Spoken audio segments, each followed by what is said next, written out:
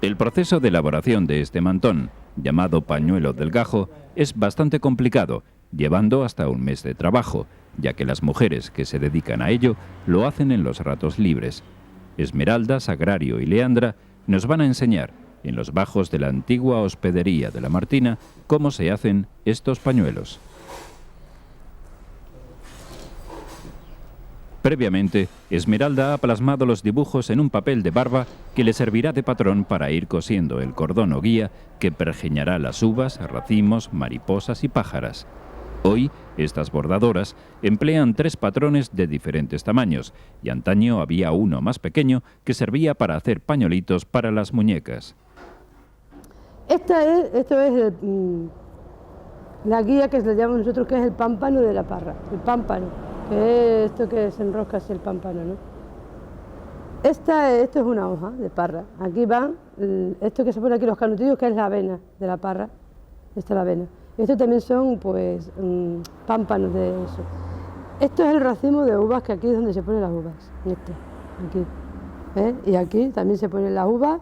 Aquí en estos palitos se van poniendo, aquí lleva 5, que también, en fin. Y esta es la mariposa. La mariposa que está posada aquí en la parra, en el parral. Entonces, ¿ves? Le quitas el papel y ya ves, queda. Queda el dibujo aquí, plasmado ya en la tela, en el cordón. Siempre se tiene un dibujo sacado, pero de fuerte. O sea, como una muestra allí, pero para siempre. Uno de cada tamaño, uno pequeño, otro mediano y otro muy grande, ¿sabes? Y otro también, entonces también vestíamos antes muñecas, ¿te acuerdas? Y también tenemos uno de muñecas, se vestía así de torroncillera las muñecas y quedaban muy bonitas. Entonces ahora ya al terminar se corta. Y esto, ahora lo que también se hace antes que esto, para cuando hagas esta guía, quede esto rematado aquí como queda esto, que no se vea lo de arriba. Una vez que Esmeralda ha marcado y cosido el pañuelo, este pasa a la mesa de Sagrario, que irá ajustando lentejuelas, abalorios y canutillos. Es un trabajo minucioso que combina las viejas técnicas del adorno metálico de la filigrana con el hilado. Una vez que se ha puesto ya el cordón, yo lo que estoy haciendo es rellenarlo ya de lentejuelas, canutillos y abalorios.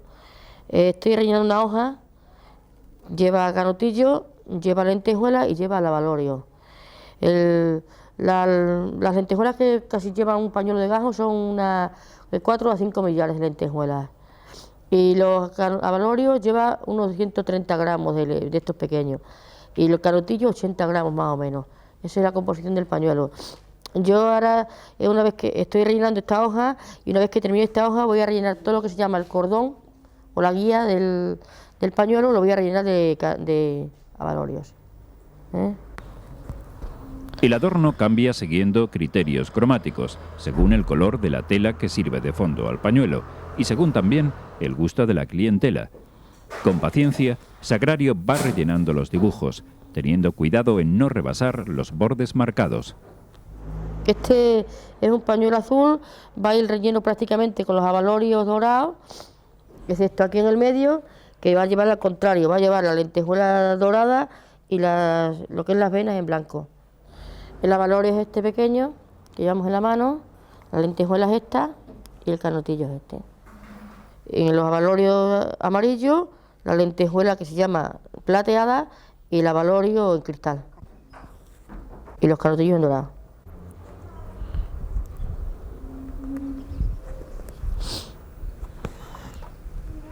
Mira, yo voy a hacer las uvas para colocárselas, que es el proceso que le sigue al que está haciendo Sagrario.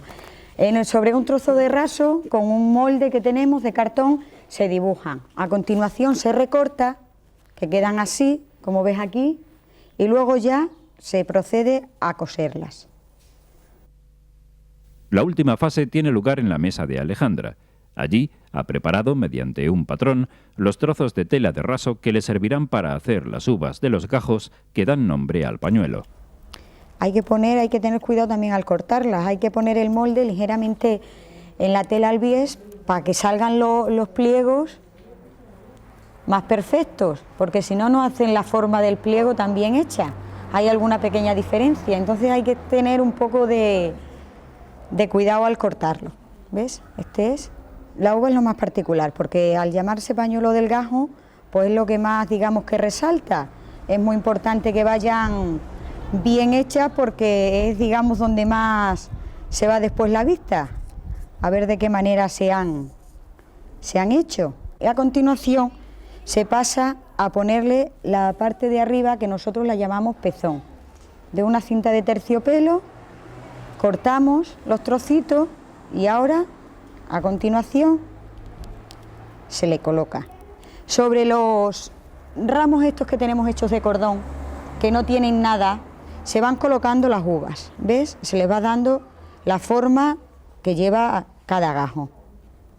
Lo solemos sujetar con unos alfileres, porque ahora después tenemos que irles pasando unas puntadas de sujeción. Tenemos que irle dando en los plieguecitos 3 puntadas y otra en el pezón arriba, porque si no, al peso se movería muchísimo.